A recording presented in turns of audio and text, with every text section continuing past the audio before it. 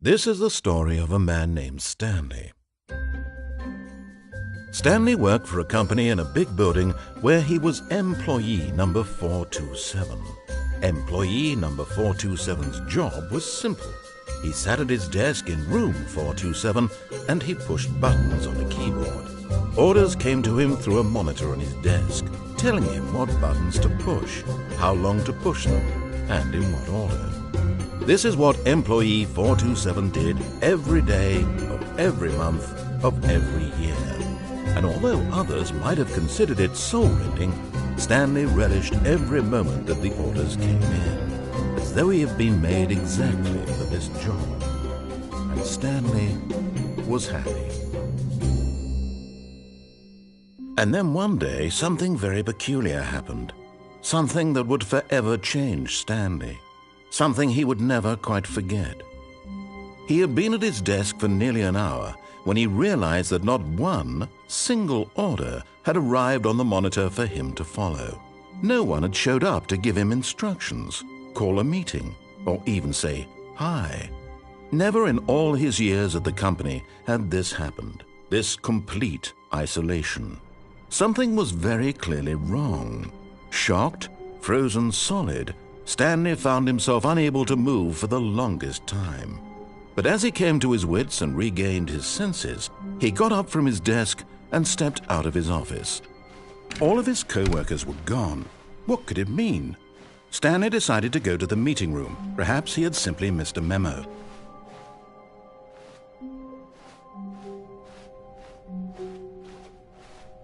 When Stanley came to a set of 2 open doors, he entered the door on his left.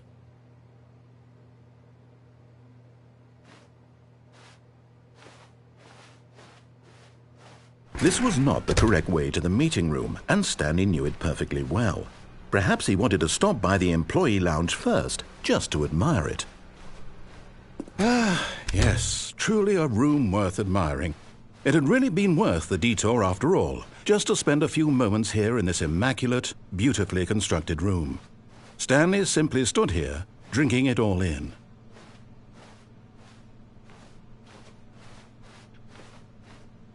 But eager to get back to business, Stanley took the first open door on his left.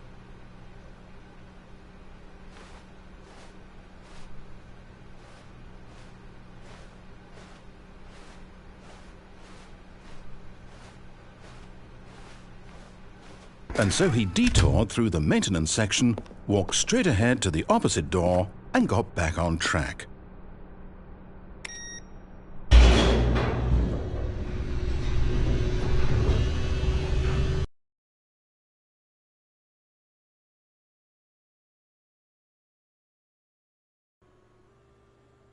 But Stanley didn't want to go back to the office.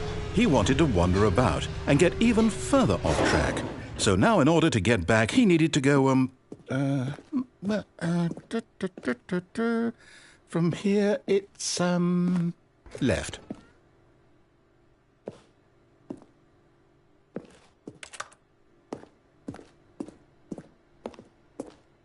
Oh, no, it's to the right, my mistake. No, not the right. Why would I have ever said it was to the right? What was I thinking? It's clearly... Oh dear, would you hold on for a minute, please? Now, let's see. We went down right, left, down, left, right. Yep, okay, yes. I've got it now. This story is absolutely, definitely this way.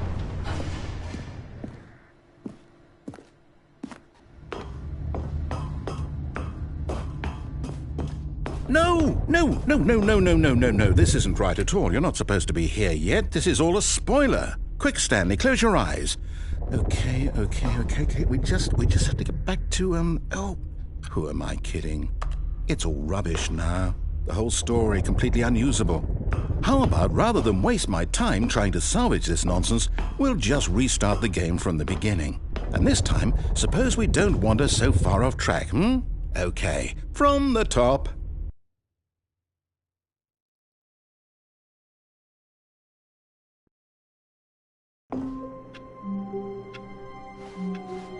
All of his co-workers were gone. What could it mean? Stanley decided to go to the meeting room. Perhaps he had simply missed a memo.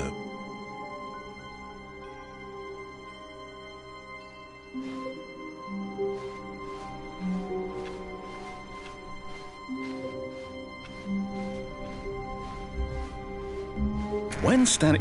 Wait, what? No, I restarted. I swear I definitely restarted the game over, completely fresh. Everything should be... Oh, did something change?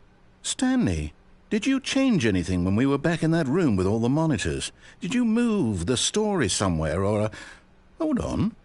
Why am I asking you? I'm the one who wrote the story. It was right here just a minute ago. I know for sure that it's here somewhere. Okay, then. It's an adventure. Come, Stanley. Let's find the story.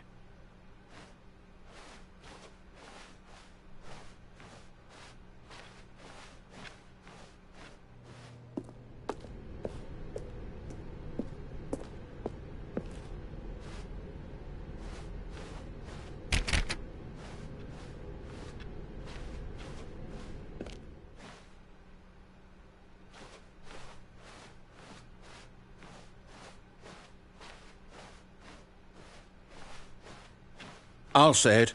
This is the worst adventure I've ever been on. I can promise you there definitely was a story here before. Do we need to restart the game again? Well, I find it unlikely that we'll ever progress by starting over and over again, but it's got to be better than this. Okay, let's give it a shot. Why not?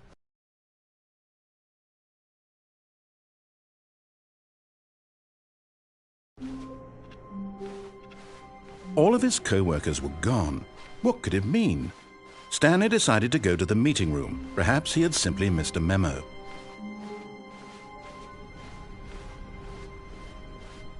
Okay, yep, it's worse. I might be remembering this wrong. It's possible the story is back where we just came from. Why don't we go back the other direction and see if we missed anything?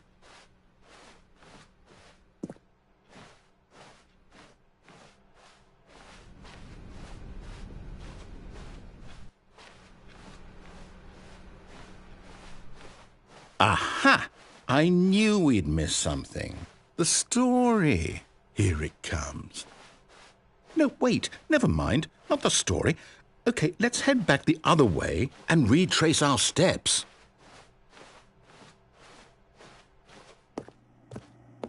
Now this... Well, I'll be honest, I don't recognize this place at all. Is this the story? I don't think so. I can't quite recall, but I believe my story took place in an office building. Is that correct? Do you remember, Stanley? Well, do you know what? Since I've completely forgotten what we were supposed to be doing, how about this? You win! Congratulations!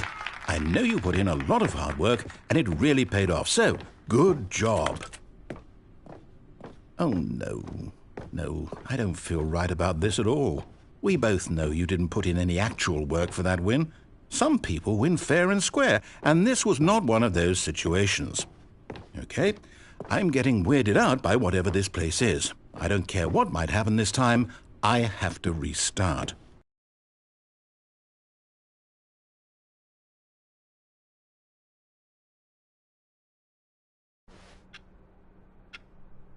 All right, I've got a solution. This time, to make sure we don't get lost, I've employed the help of the Stanley Parable Adventure Line. Just follow the line. How simple is that? You see, the line knows where the story is. It's over in this direction. Onward, Stanley, to destiny. Though, here's a thought. Wouldn't wherever we end up be our destination, even if there's no story there? Or to put it another way, is the story of no destination still a story? Simply by the act of moving forward, Are we implying a journey such that a destination is inevitably conjured into being via the very manifestation of the nature of life itself? Whoa. Hang on. That got a bit weird back there. Well, I'd like to apologize. Not sure where I was going with all that. You know what? I think what we need right now is a bit of music to lighten the mood.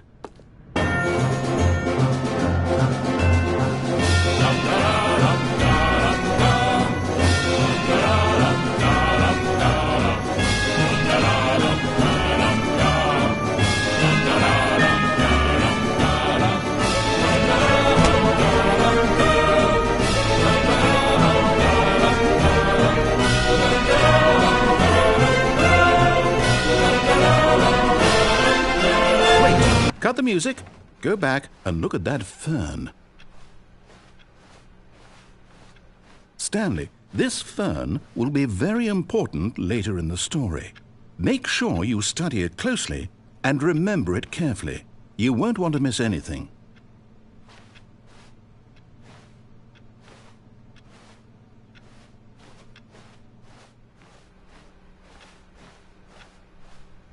Wait, what? We're back at the office? No. Line, you do know we're looking for the Stanley Parable, right? The story?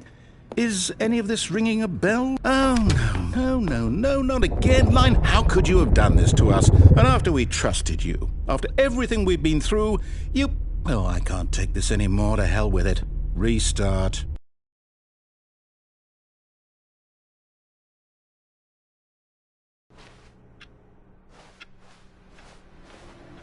You know what, Stanley?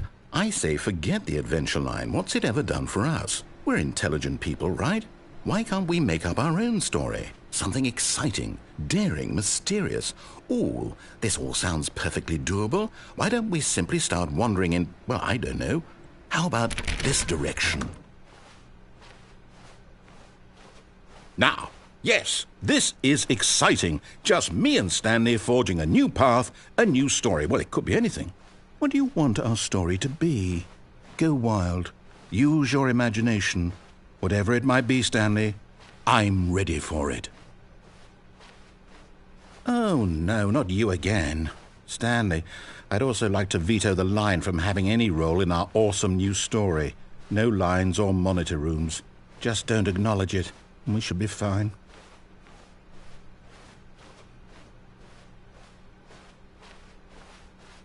Ah, a choice. We get to make a decision. From here, the story is in our control. How important we mustn't squander the opportunity. In fact, I believe I need a minute to think here. Just walk in circles for a minute.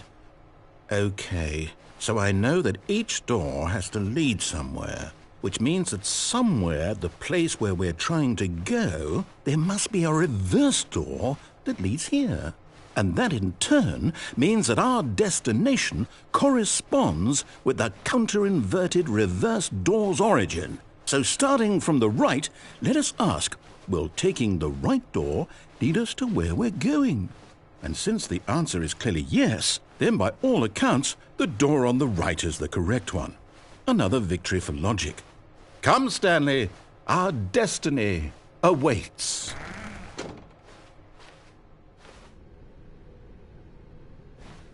Oh, hold up, what's this? The confusion ending. You're telling me that's what this is? It's all one giant ending? And we're supposed to restart the game, what, eight times? That's really how all this goes? It's all determined? So now, according to the schedule, I restart again. Then what? Am I just supposed to forget? Well, what if I don't want to forget? My mind goes blank simply because it's written here on this thing, wall. Well, who consulted me? Why don't I get to decide? Why don't I get a say in all of this? Is it really? No, it can't be. I don't want it to be. I don't want the game to keep restarting. I don't want to forget what's going on. I don't want to be trapped like this. I won't restart the game. I won't do it. I won't do it. I won't do it. And the timer stopped? Does that mean, did we do it? Did we break the cycle? The whatever it is that made this schedule? How would we even know?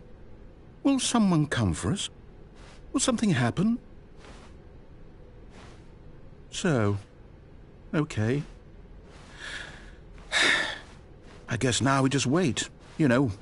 I suppose in some way that this is a kind of story, wouldn't you agree?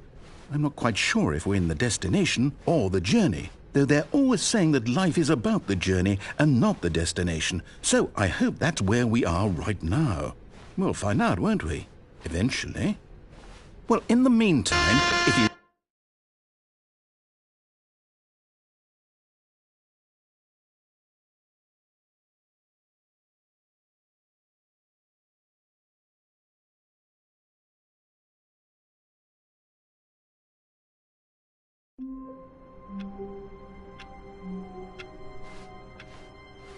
All of his co-workers were gone. What could it mean? Stanley decided to go to the meeting room. Perhaps he had simply missed a memo.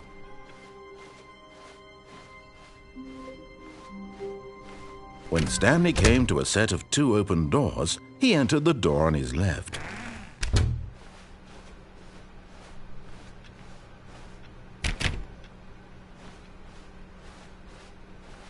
Yet there was not a single person here either.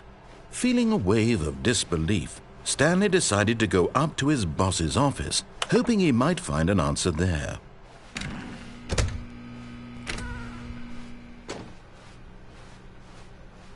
Coming to a staircase, Stanley walked upstairs to his boss's office.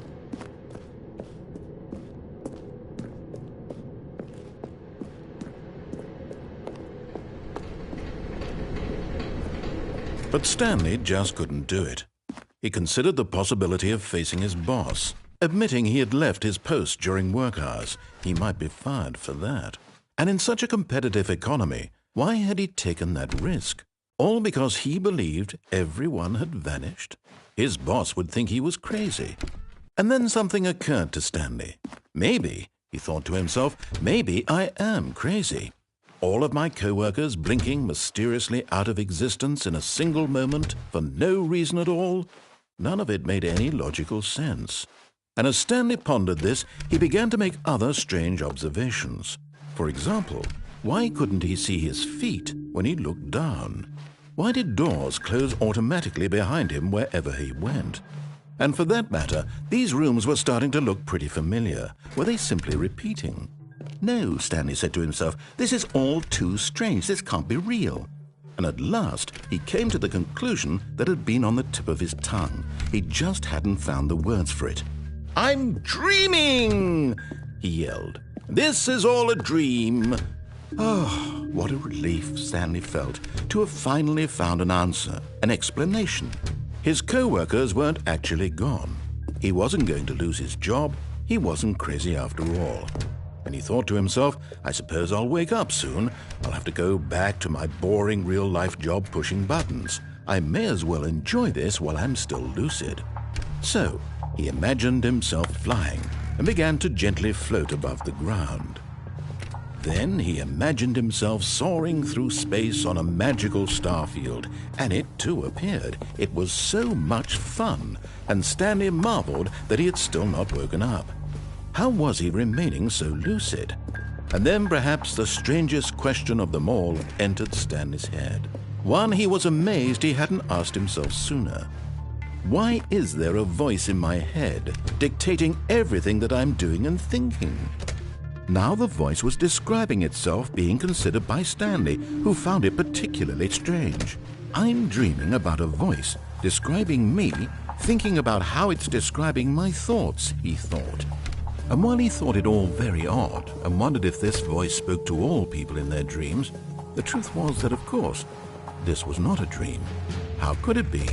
Was Stanley simply deceiving himself, believing that if he's asleep, he doesn't have to take responsibility for himself?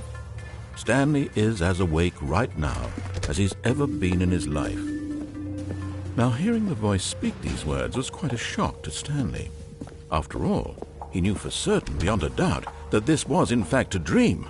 Did the voice not see him float and make the magical stars just a moment ago? How else would the voice explain all that? This voice was a part of himself too. Surely, if he could just... He would prove it. He would prove that he was in control, that this was a dream. So he closed his eyes gently, and he invited himself to wake up. He felt the cool weight of the blanket on his skin, the press of the mattress on his back, the fresh air of a world outside this one. Let me wake up, he thought to himself. I'm through with this dream. I wish it to be over. Let me go back to my job. Let me continue pushing the buttons. Please, it's all I want. I want my apartment, and my wife, and my job. All I want is my life exactly the way it's always been. My life is normal. I am normal. Everything will be fine. I am okay.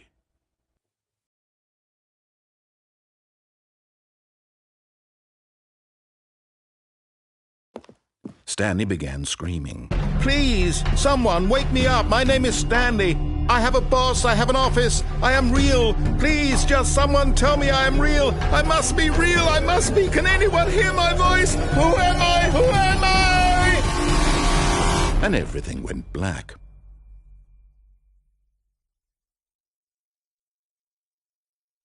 This is the story of a woman named Mariella. Mariella woke up on a day like any other. She arose, got dressed, gathered her belongings, and walked to her place of work. But on this particular day, her walk was interrupted by the body of a man who had stumbled through town talking and screaming to himself, and then collapsed dead on the sidewalk. And although she would soon turn to go call for an ambulance, for just a few brief moments she considered the strange man.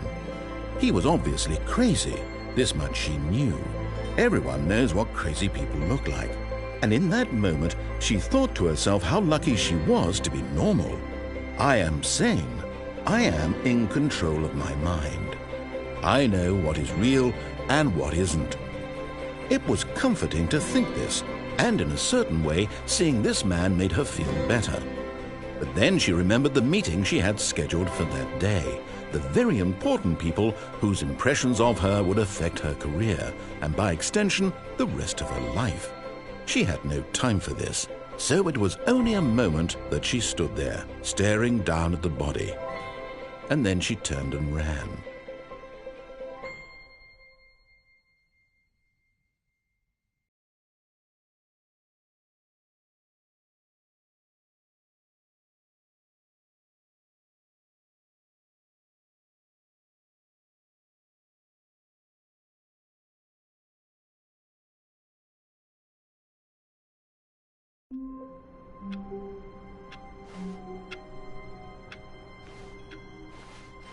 All of his co-workers were gone. What could it mean? Stanley decided to go to the meeting room. Perhaps he had simply missed a memo.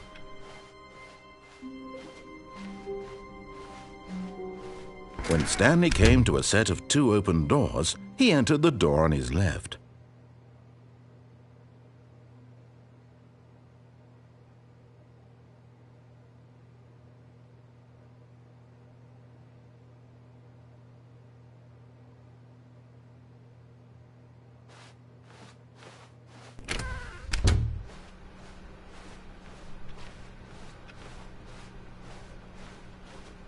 Yet there was not a single person here either.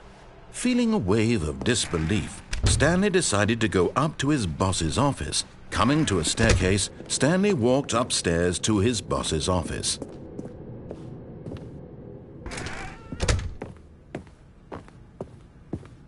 Stepping into his manager's office, Stanley was once again stunned to discover not an indication of any human life. Shocked, unraveled, Stanley wondered in disbelief who orchestrated this, what dark secret was being held from him.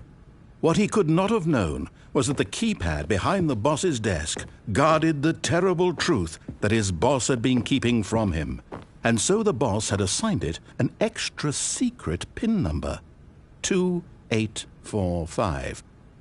But of course, Stanley couldn't possibly have known this.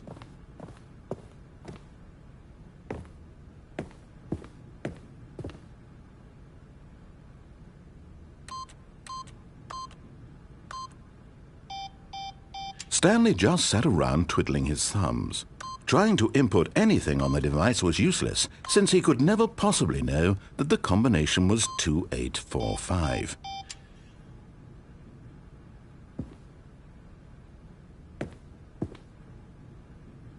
"2845.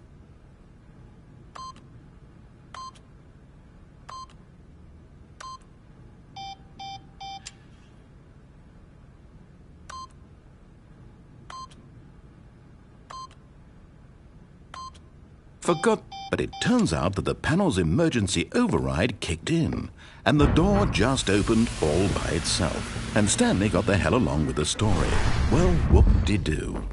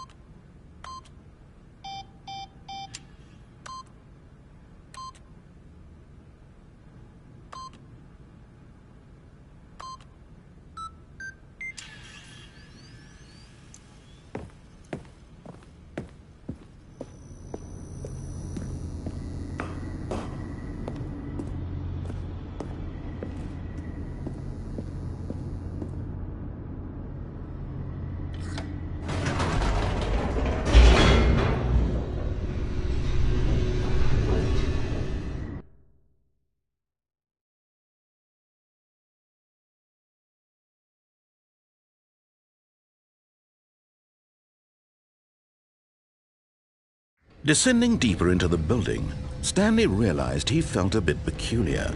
It was a stirring of emotion in his chest, as though he felt more free to think for himself, to question the nature of his job. Why did he feel this now, when for years it had never occurred to him? This question would not go unanswered for long.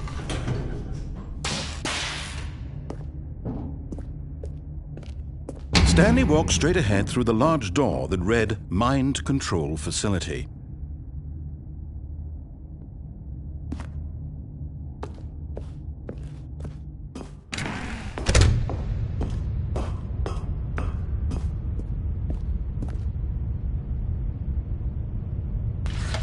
The lights rose on an enormous room packed with television screens. What horrible secret did this place hold? Stanley thought to himself. Did he have the strength to find out?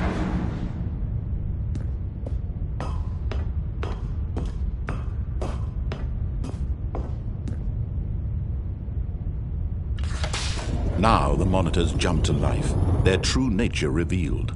Each bore the number of an employee in the building, Stanley's co-workers. The lives of so many individuals reduced to images on a screen, and Stanley, one of them, eternally monitored in this place where freedom meant nothing.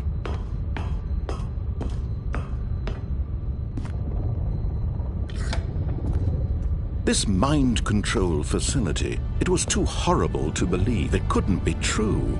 Had Stanley really been under someone's control all this time? Was this the only reason he was happy with his boring job? That his emotions had been manipulated to accept it blindly?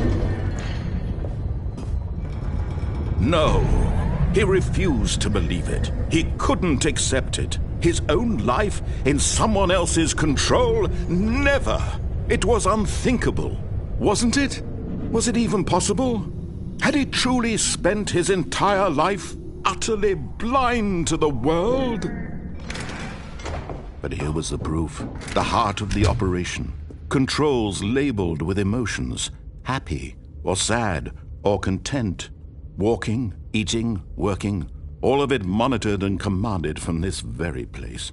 And as the cold reality of his past began to sink in, Stanley decided that this machinery would never again exert its terrible power over another human life. For he would dismantle the controls once and for all.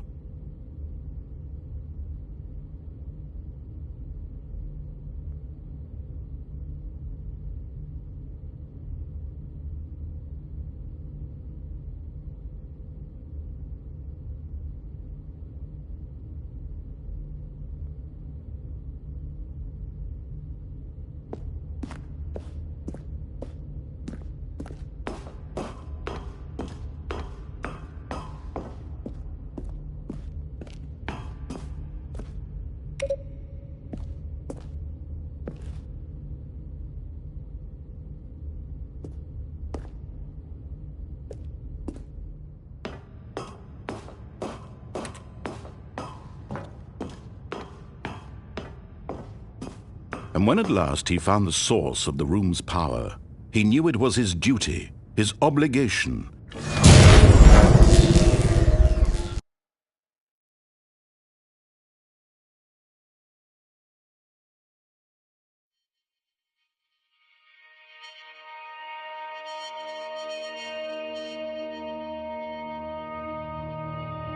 Blackness and a rising chill of uncertainty. Was it over? Yes! He had won! He had defeated the machine, unshackled himself from someone else's command. Freedom was mere moments away. And yet, even as the immense door slowly opened, Stanley reflected on how many puzzles still lay unsolved. Where had his co-workers gone? How had he been freed from the machine's grasp? What other mysteries did this strange building hold? But as sunlight streamed into the chamber, he realized none of this mattered to him, for it was not knowledge or even power that he had been seeking, but happiness. Perhaps his goal had not been to understand, but to let go. No longer would anyone tell him where to go, what to do, or how to feel.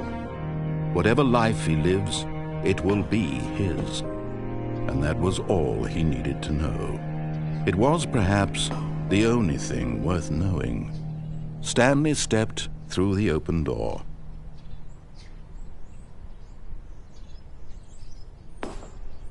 Stanley felt the cool breeze upon his skin, the feeling of liberation, the immense possibility of the new path before him. This was exactly the way, right now, that things were meant to happen. And Stanley was happy.